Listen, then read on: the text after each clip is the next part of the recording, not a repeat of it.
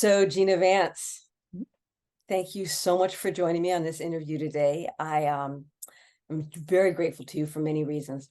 But you, Gina Vance, as you and I know, are the developer and the creator of SMGI, which stands for Somatic Mindful Guided Imagery, which in my estimation, as a practitioner for over 20 years now, is the most profoundly effective approach to releasing deeply held stress that I've ever encountered. And I have encountered many modalities, many different approaches, because I have needed it myself, and everything that I have found that I felt has been helpful, I brought to my patients.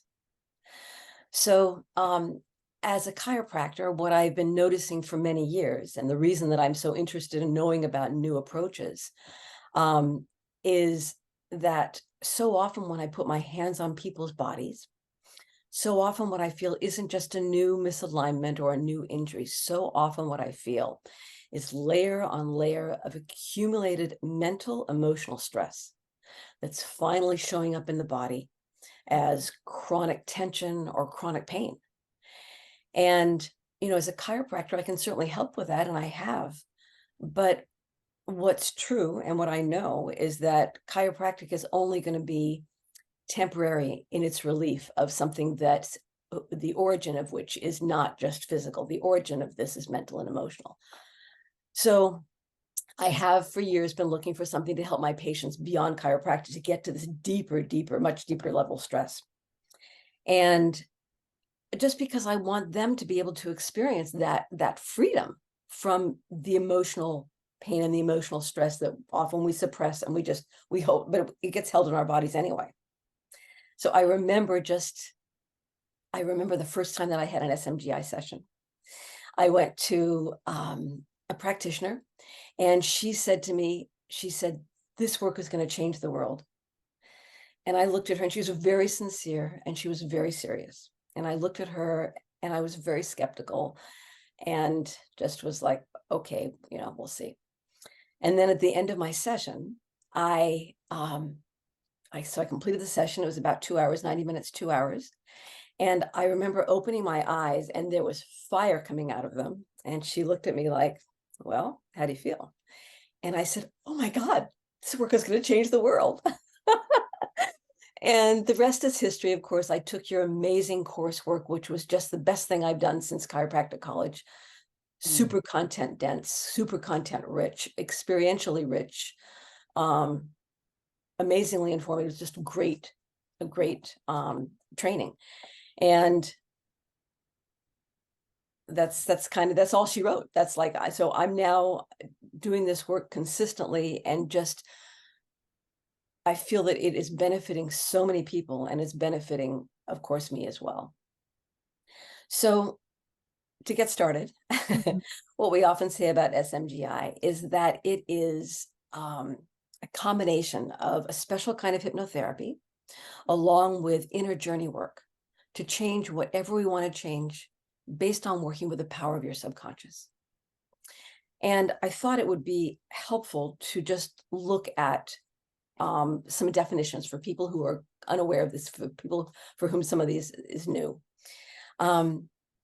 I've noticed many clients will say to me, the hypnotherapy that I'm experiencing in this session is really much more pleasant or much different from what I'd expected. So in context of SMGI, how would you say, what exactly is hypnotherapy in context of SMGI? In context of SMGI, it's completely unique. As you know, there are many different styles of chiropractic. Yes. Right? Some, they barely touch you and it's almost laughable, like, what? That's supposed to be doing something? And some, there's a big whack and crack. Right? And then there's everything in between. Yeah. So it's the same with pretty much any profession, but especially with hypnotherapy, what I call kind of old school hypnotherapy is more doctor-patient oriented, and reading scripts and giving you commands. You will hate chocolate cake from this day forward, which used to work a lot better in the old days when people were more oriented in that way. Mhm. But my friends that are physicians complain that, people don't respect them anymore because, we've evolved and we have become more savvy in many, many ways. Yeah. And one thing that we all have in common is that none of us like to be told what to do. So that style, that commanding directive style, tends to create resistance. Mhm. And for a very slim percentage of the population, that works great. Like I think they say it's like 3%. Mhm.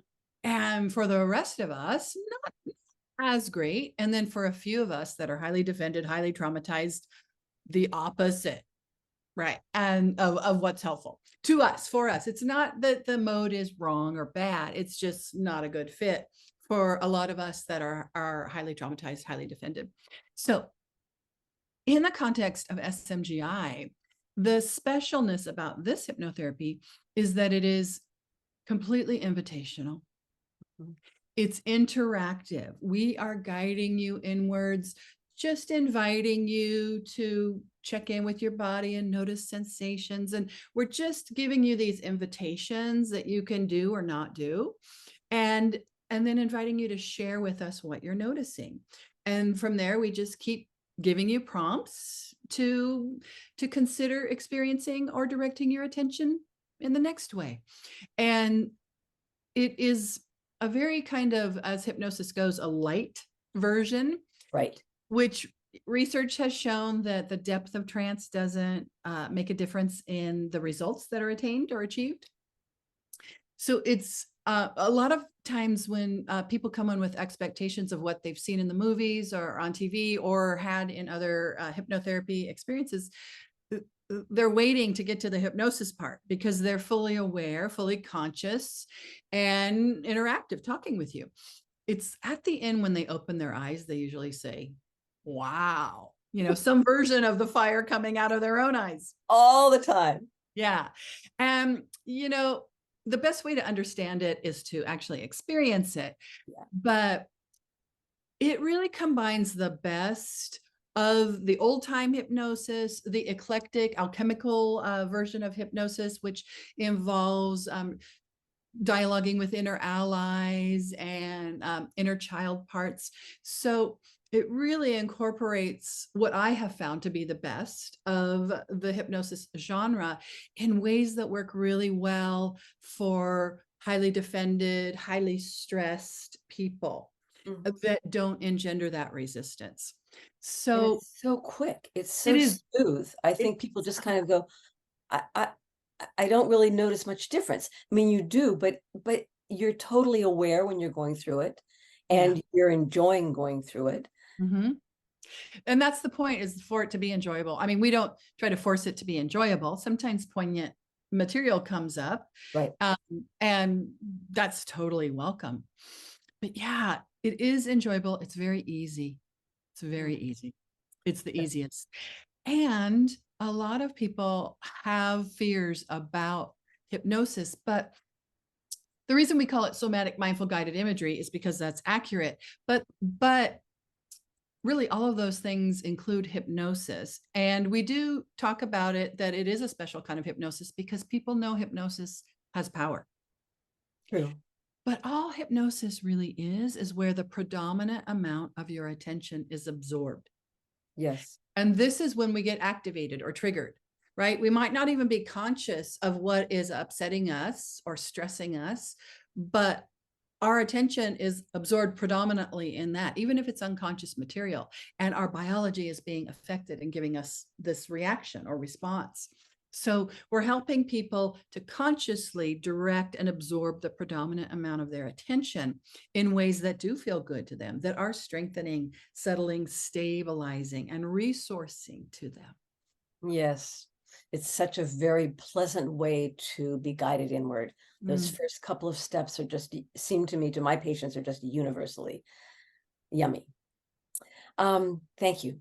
So what about inner journey work? For those of us that haven't experienced inner journey work, what does that mean? I mean, I'll just stop there. Yeah. So you're being guided into a journey through the inner world of your own imagination, Mhm. and you are being supported in allowing images and sensations and awarenesses to come up that organically arise from within your own inner wisdom. So we don't tell anyone to go to the beach at sunset and ride on the back of an eagle, which Right. for some people that might be, for another person that might be completely unsettling. We're just giving prompts that are very specific yet neutral, like allow yourself to imagine something that feels good and tell me what you notice. Right. And whatever it is, whether it makes sense or not, when the journeyer immerses their attention in it, their biology will respond and it will feel good. So another way to think of it is like a mental movie in which you are the star and you're the director and you're the producer and you get to like cut, nope, not doing this. And it's like a movie where magical stuff can happen that isn't realistic. So you can just immediately have a lightsaber in your hand if that's what you want. You can leap from tall buildings and fly. You can breathe underwater. You can always get yourself safe no matter what is coming up in your awareness. Right. It has to do with being in your subconscious mind. It has to Yeah. be being out of that 10% of your mental, of your conscious mind, Yeah. where the monkey mind is always going, and you know what's going on there. And we're guiding people within, which is to say below the level of conscious awareness, into this. There's the other 90% of their being, their mental capacity. And I find for people that are really in their heads, and I'm definitely one of those people, Mhm. um, who are maybe afraid to go into hypnotherapy or whatever else. They're just so in their heads that when I give them the prompt, when I suggest to them that they don't have to do anything, they don't have to think, they don't have to heal themselves, they don't have to do anything. They simply have to be receptive to what wants to be known by them, to what is in their subconscious mind that wants to be brought into their conscious mind. It becomes so easy. Yeah. Yeah. And that's the beauty of my own trauma history is I learned the language of the subconscious so that those prompts we give make it easy. And that it is true. You don't have to do anything. And you don't have to remember, you don't have to figure anything out. There you can't get it wrong. And you're just invited to be receptive. And whatever comes, we can help you to get to know it and maneuver with it. Yes. So I wanted to share with you and also with whoever's listening. Um, I finished a session yesterday with someone. It was her 6th session, and she is a woman who she just described her experience of SMGI after a 6th session. She is one who, by all accounts, would experienced severe trauma as a child. And she said, Sam, I want to tell you what my experience of this is. Like, of course, bring it.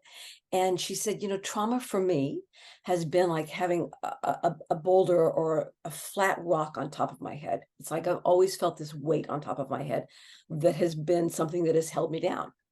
And she said, I've done so much talk therapy in my life, which I'm grateful for. But talk therapy is like taking a hammer and a chisel and a hammer to this rock. And so there'll be a little bit we'll be able to cut off here, and a little shard will fly off there. And it's just a little bit at a time. It's slow. It happens, but it's like that. She said, by comparison, this work that I've done with you, it's like there's something in me that looks up and just kind of blows air up to this rock. And it then kind of melts into this silky like thing. And it just kind of slips off my head and I'm free. That's how she described how gentle SMGI is for someone who's been through intense experience in their lives. Yeah. When we've been through intense experiences, it's natural for us to believe that we're powerless. Yeah. Because in those experiences, we were in certain ways, right? Right. We survived it, so we were using our power. But Mm. in the inner world, when we get to experience things like that, we begin to realize the power that we actually carry, that we actually have to overcome or transform or transmute any obstacle. And eventually, we come to appreciate those obstacles for how they put us on that path of struggle to find our way back to our soul and all Yeah. that power and beauty that we possess. Yeah. Such a beautifully gentle approach. Yeah. Thank you for that too, Gina.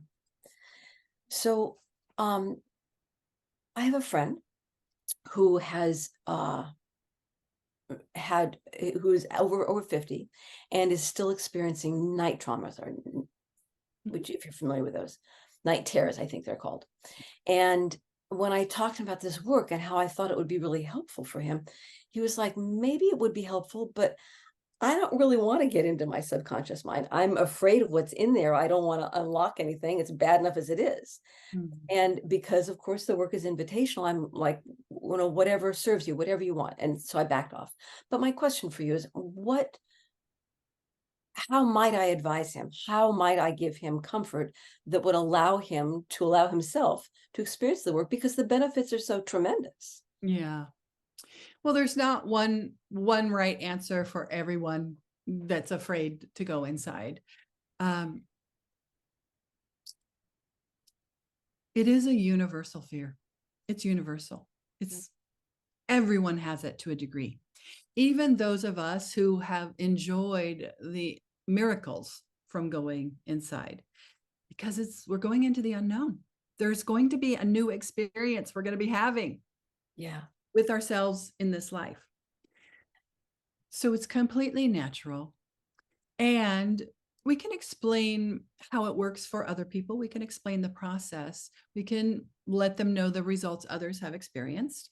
Like a client that I had some years ago, he was a psychotherapist, and bless his soul, he worked with the most highly troubled children on the planet. Mm, And so, of course, my pleasure to support him. But he had had night terrors since he was 5 years old. mm. And so he asked me to help him with this protocol with SMGI to just dial them down a bit. And so I asked him if he'd like to be free of them, if he could be. And he said, no, that's not possible. Let's just turn them down a bit. It's like, okay. So we did the work. And after a few sessions, he reported that they were gone. And being in touch with him years later, they just never returned. So moving through these steps, it is a very gentle process. And part of the process is helping people feel very safe in their experience. So, and supported so that they have the willingness to be receptive to what needs to happen for them to be free of whatever it is they want to be free of. And it is always surprisingly easier than was feared.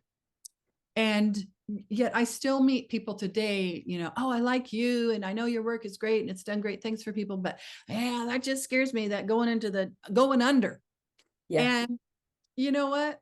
Just like with the work, I don't try to talk them out of that. Hmm. Say, yeah, and if you're ever curious, you can try it, and we can even do it with your eyes open, because we can. Right. But for some people, and me included, some people need enough pain and enough things not to work to develop the courage to try this thing that involves the unknown. Hmm. And in the early days when I started doing this work, it was very much a fringe therapy. Nowadays, it's much more mainstream. And in fact, hypnosis is, been around for hundreds of years, used miraculously, but it kind of fell out of favor, a popularity in the mental health world. And so when I started 23 years ago, mainstream psychotherapy was still saying that trauma is not healable. You just have to learn to live with it. And so I just kept doing it in the background. I kept healing my own and helping my clients. And then it's been such a great relief to me as I watched the trickle over the years, trickling up to the mainstream. And now it is understood, it is well researched, it is validated. Trauma is absolutely healable. And there are many approaches available now to do it. So everything, even though the world, doesn't look good out there, truly everything is getting better and better. There are more opportunities for more better every single day. So it's good times to be alive. Yes, yes. And when trauma is defined as Mm. anything that you've experienced over which you had no control and which you felt was overwhelming, with that definition of trauma, trauma becomes universal. Yeah. and it becomes just part and parcel of the human condition. Yeah. So Yeah. it means that it is something, this work can benefit anyone because we've all been through experiences like that. Yeah. You know, and a real simple way to say it is that we've all been wounded. Yeah. And any wound, you know, it will drive us to seek out healing, Mhm. right? And sometimes we can live with it, but when it gets so bad that we can't live with it anymore, then again, we develop the courage to try something that is outside of our comfort zone. Yeah. So Gina, we promote this, or we promote is the wrong word. We offer this work in sets of 3 sessions, Yeah, 3, 6, 9, 12, however many people want to do. yeah. Um, People often ask me, why do you do a minimum of 3 sessions? Mhm. I know the answer, but would you mind sharing with us why is that? Yeah. You know, it's not something I made up or was, you know, taught by teachers, well, except for my clients. Over the years, I began to notice with my clients that there was a buildup, and every third session, there was this quantum leap of healing and freedom that happened. No matter how many sessions a person did, whether they just did 3 or they did 103, every third session there seemed to be this pattern. And so what I realized is that as we're gently guiding you through the steps of SMGI, it takes most people 3 sessions to get through all of the steps one time. And then once they do, them and all of their parts are like, oh, this is oh, I can do this. So then when they do the next set of 3, it's everything is much easier and richer, and even more is accomplished. So I really think of it as a 6-session protocol, Mhm. but for different reasons, you know, comfort, budget, whatever, 3 is the minimum that I recommend because it takes most people 3 to get through all the steps one time. And of course, because this is invitational work, if someone wants to come in for a single session, see how it feels in their body, in their soma, they can always do that too. And they can come in for a 3-pack and then another 3. They could do multiple 3-packs. They can do 6 and multiple 6s. There are some people, you know, there are very few people that I've only seen once. There are some people I see only 3 sessions ever, or 3 sessions once a year, um, and some only 6. And there are a few clients where they just love the continued freedom that they're getting, that they continue with the work for years. And when I say that, it's not because the hammer and the chisel analogy, but it's because, oh, this is great. And they go live those changes, and it's like, oh, I want more. Right. And whatever their projects are in their life, where now they want to access more of their soul, their creativity, their authenticity, to do their good works in the world, essentially. Mhm. Yeah. And that gets us to another question. So we often bill it as trauma healing work, which of course it is spectacular trauma healing work. Um, but I am noticing more and more with my clients when they come in, you know, you name and you claim what you want. I'm noticing that they are not necessarily talking about the remnants of trauma that they want to release. I'm noticing that they're saying things like, I want a beautiful relationship with my spouse. I really want to make more money. Hmm. I want to find out how I'm supposed to be serving, you know, whatever it is that they're looking for. And I'm noticing that this work serves everybody. It's like life coaching on steroids. You know, it's Really. quicker and it's easier because we're working with the power of the subconscious. It's not just working with the conscious mind. Mhm. So it is easier and it is surprisingly fast. Um, just do you want to comment on that? You know, Yeah. why it helps everybody? Yeah. Because it's not really trauma healing work. However, it does that better than anything that I've experienced or discovered yet. Yes. But whatever it is, we help people connect to their desire. Their desire lives in their body, right? And to name it and to claim it with a witness, you, the practitioner, and their body and all their parts hear it too.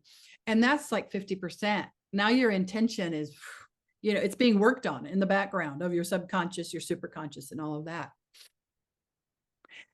And trauma is usually why we're blocked, why we have patterns in place that keep us from creating what it is that we desire.